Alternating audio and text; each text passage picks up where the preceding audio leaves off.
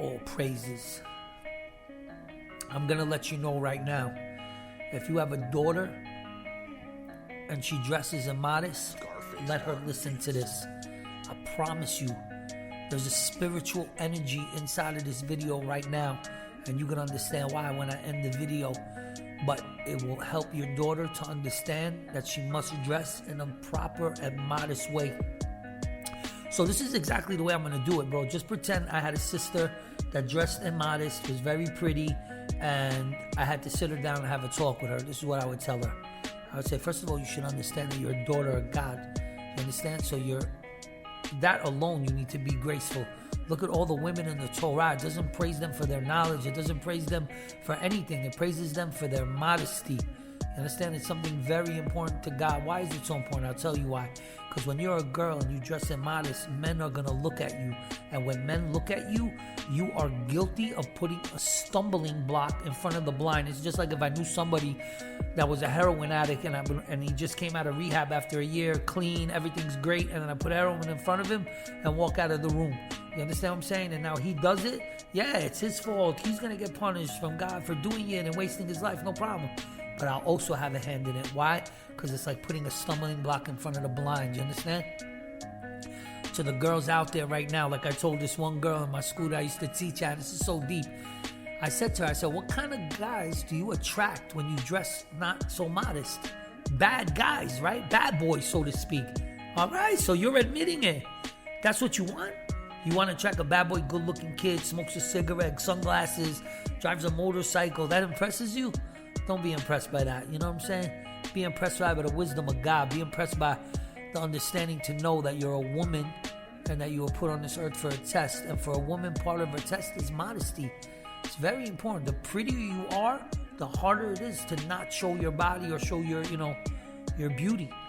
But even if you're not attractive, guys are still slobs. And I think all the women listening to this know that. So even if you're not the most attractive girl, you have a nice body, whatever, guys are still looking at you. It's facts. You know what I'm saying? So please, man, understand that you don't want to invite that energy into your life, into your soul, into your spirit. You don't want that. If you walk on the beach in a bikini and you have a gorgeous body and 500 guys looked at you, that is a bad look for you. I don't care how healthy you feel or how beautiful you look. Sooner or later, there's going to be a punishment for that. Why? Because you made 500 men sin. Even if you say it's not my fault, they're a slob, who told them to look? It doesn't matter. The fact is, they are looking. You know they're looking, and it's a problem.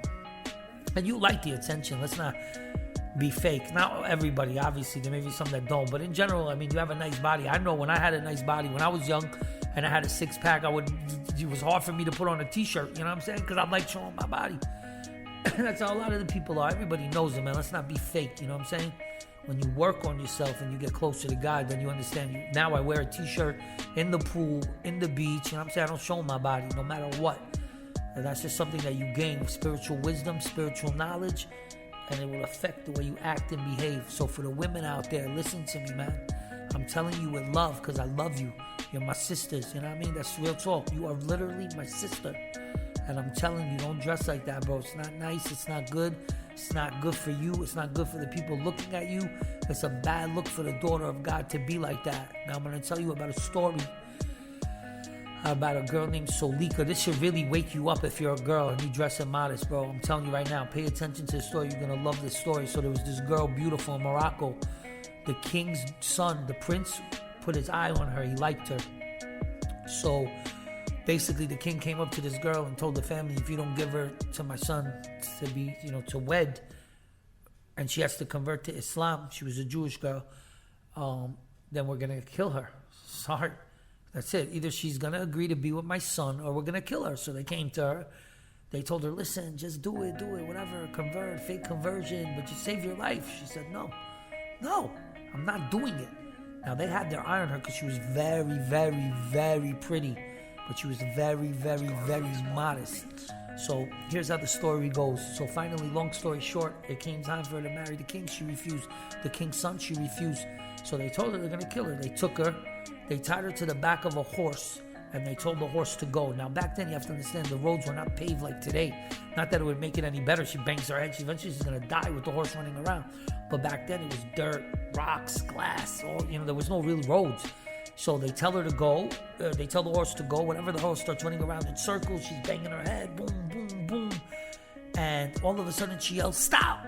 So the king smiles. He looks at his son. We broke her. He comes up to her and goes, yeah, well, so now you're ready to give in? You're ready to marry my son? So she looks at him. She said, no, I want you to bring me a safety pin. So she looks at him. He looks at her. He's like, what's a safety pin? What does she want with the safety pin? So he gets her a safety pin. She takes the safety pin. And what happened was, as she was being dragged, her skirt lifted up and it ripped. So what she did was she took the skirt and took the safety pin into the skirt, into her skin, to make sure that it doesn't fly up. And she closed it, and she said to the guy, go, go, go, go, tell the horse to go. Yalla, what are you waiting for? Go, go. So they told the horse to go. She died. Now, why I tell you this story? I'm going to tell you why I tell you this story, because today the Muslims in Morocco, go check, go ask, you'll find out. It's a big world, but God makes it small. You'll meet somebody maybe from Morocco. The Muslims go to play at her grave. Why? Why? According to the story, they don't like her. They murdered her because they understand what it means to be righteous. They understand what it means to be modest. You understand?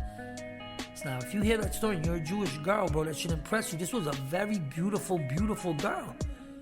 And she was willing to give up her life, not to show her body or to be with this guy. You understand? You gotta understand that you have a Father in heaven that's watching you the whole time, man. Don't think it's not true. It's true. Also, let me give you a quick talk, because I said it was like I was going to talk to my sister, my baby sister. Listen, for the girls out there listening, man, guys, be very careful from guys, bro. I'm telling you right now. They're going to say things. They're going to try to do things to, like, get with you. Be very clever, bro. Go after a guy. He could be good looking. It's not a problem. But quiet, humble, nice, respectful. It's just like my mother says, you know. If you're in a relationship, obviously, kids, you shouldn't be dating even 15, 16, but it happens, obviously. So let's talk about reality. What happens? If you're dating 16, 17, 18 years old and the guy curses at you and puts you down, that's it. That's the end of that relationship. You could try for the next 60,000 years to make that relationship work. The chances are it's not going to work. Why? Because like my mother says, once the disrespect starts, it's over. The love will fade and the trust will be gone. It will not be a connection.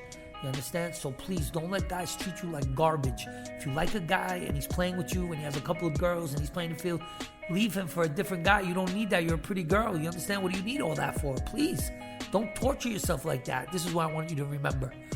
And it was good advice that I gave myself.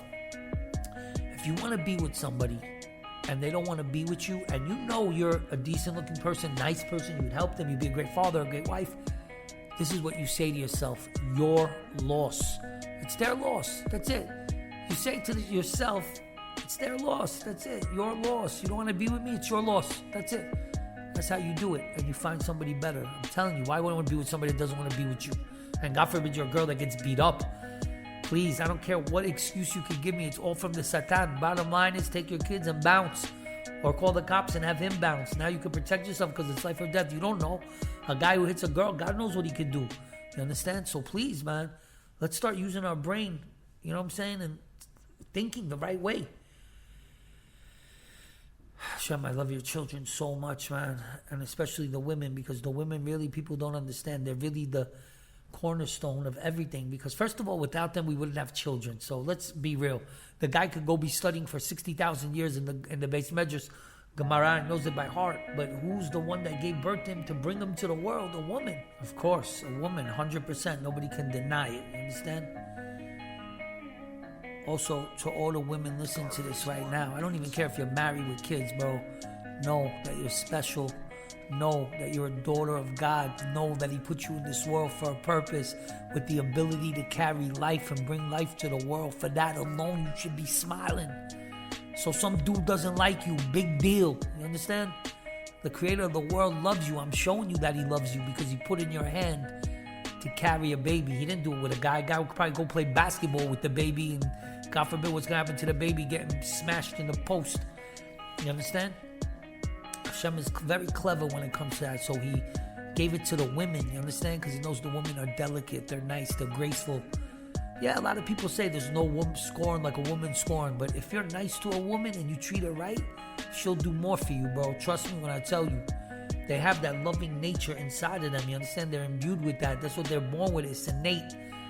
Now, if you cross them, yes, they will get revenge. You know what I'm saying? Not all of them, but if they do, it could get to a crazy level. So if you're out there and you're a dude listening to this, I wouldn't suggest you cross any women, you know what I mean? But bottom line is like this, man. Treat people with respect and you'll never have to worry about anybody crossing anybody, you know what I mean?